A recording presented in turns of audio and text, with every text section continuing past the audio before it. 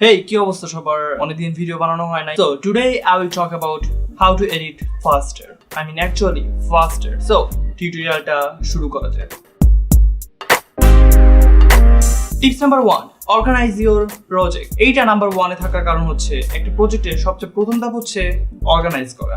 আর যদি প্রপারলি প্রজেক্টের ফাইলগুলো অর্গানাইজ না করা হয় তাহলে তুমি তোমার মোস্ট অফ দ্য টাইম নষ্ট করবা হচ্ছে কোন একটা সিঙ্গেল অ্যাসেট খুঁজতে। সো দ্যাটস ওয়াই অর্গানাইজ করা অনেক বেশি ইম্পর্টেন্ট। সো আমি যেভাবে আমার প্রজেক্টগুলো অর্গানাইজ করি সেই প্রসেসটা দেখাই। ফার্স্ট আমি আমার ড্রাইভে আমার প্রজেক্টের নাম অনুসারে একটি ফোল্ডার ক্রিয়েট করে নিই অ্যান্ড সেই ফোল্ডারে কয়েকটা সাব ফোল্ডার ক্রিয়েট করি অ্যান্ড সেই সাব ফোল্ডারগুলোর মধ্যেও একটা হচ্ছে ব্রাশ, যেখানে ক্যামেরার র ফুটেজগুলো রাখা হয়।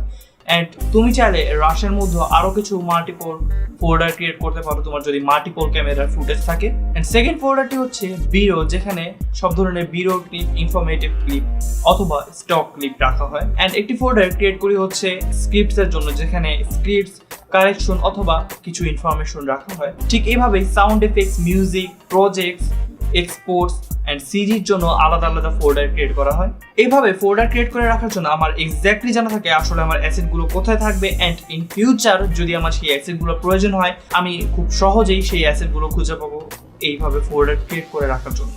অ্যান্ড এইভাবে ফোল্ডার ক্রিয়েট করা টিম ওয়ার্কের ক্ষেত্রে একটি ম্যান্ডেটরি বিষয়। এইভাবে অর্গানাইজ করতে পারলে তুমি অনেক ফাস্ট এডিট করতে পারবা অ্যান্ড এডিটের সময় গিয়ে তোমার ফুটেজ খোঁজার জন্য আলাদা সময় ব্যয় করতে হবে না and editing process will become so much fun and this is why organizing your project and project's file is so important. Tips number 2, create proxy তোমার জীবন বাঁচাবে যদি তোমার আমার মতো একটা আলু পিসি থাকে। আমাদের ক্যামেরা থেকে যে ফুটেজগুলো আউটপুট আসে সেগুলো হচ্ছে আনকম্প্রেসড এবং হাই রেজলিউশন। দ্যাট মিনস সেই ফুটেজগুলোতে অনেক ডিটেইলস এবং ইনফরমেশন বজায় থাকে যা আমাদের আলু পিসির জন্য হ্যান্ডেল করা কষ্টকর, যার দরুন আমাদের প্লেব্যাক স্পিডে একটি বাজে প্রভাব পড়ে অ্যান্ড আমাদের এডিটিং স্পিড কমে যায়, স্লো হয়ে যায়। সো দ্যাটস ওয়াই আমরা প্রক্সি ক্রিয়েট করি অ্যান্ড প্রক্সি এডিট করে আমরা উঠতে পারি। প্রক্সি ফাইল হলো আমাদের সেই ফুটেজগুলো লো রেজ টেম্পোরারি একটা কপি যা আমাদের এডিটিং অ্যান্ড প্লেব্যাকের সময় ব্যবহার হয় অ্যান্ড অ্যাজ এ রেজাল্ট আমরা খুব স্মুথলি প্লেব্যাক করতে পারি। সিম্পলি তোমার রাশ ফোল্ডার থেকে সবগুলো ফুটেজ সিলেক্ট করো, এবার সবগুলো ফুটেজ সিলেক্ট করে রাইট ক্লিক করো অ্যান্ড ক্রিয়েট প্রক্সিতে ক্লিক করো, তারপর ফরম্যাট সিলেক্ট করো কুইক টাইম অ্যান্ড প্রিসেট হবে লো রেজলিউশন আর ডেস্টিনেশন হবে next to original media in proxy folder.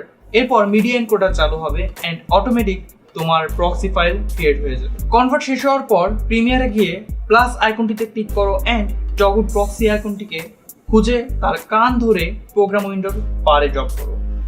এই টগল প্রক্সি বাটন ক্লিক করার মাধ্যমে আমরা প্রক্সি এবং হাই রেজ ফুটেজে সুইচ করতে পারবো। এটি ব্লু থাকা মানে হচ্ছে এটি প্রক্সি ফাইল ব্যবহার করছে এবং গ্রে থাকা মানে হচ্ছে এটি মেইন ফুটেজ ব্যবহার করছে। আরেকটি গুরুত্বপূর্ণ বিষয় হচ্ছে ফাইনাল আউটপুটের আগে অবশ্যই প্রক্সি টার্ন অফ করে নিবা, না হলে প্রক্সি ফাইলটাই রেন্ডার হয়ে যাবে। Tips number 3, watch your clips and select in and out points. In and out point select করে রাখার জন্য তোমার এডিটিং এর সময় সেই বড় ক্লিপগুলোকে আর কাটতে হয় না অ্যান্ড এইটা মূলত এডিটিং প্রসেসে গিয়ে অনেক বেশি হেল্প করে। তো ফুটেজে in and out point select করার জন্য তোমাকে যা করতে হবে তোমার ফুটেজটি সিলেক্ট করো অ্যান্ড সোর্স মনিটরে গিয়ে প্লেব্যাক করে দেখো অ্যান্ড তুমি যেখানে তোমার ফুটেজটা শুরু করতে চাও সেই স্পেসিফিক টাইমে গিয়ে আই চাপো, এতে একটা ইন পয়েন্ট ক্রিয়েট হবে অ্যান্ড তুমি যেখানে তোমার ফুটেজটা শেষ করতে চাও সেখানে গিয়ে ও চাপো, তাহলে তুমি দেখতে পারবা তোমার ফুটেজের একটি in and out point select হয়ে গেছে।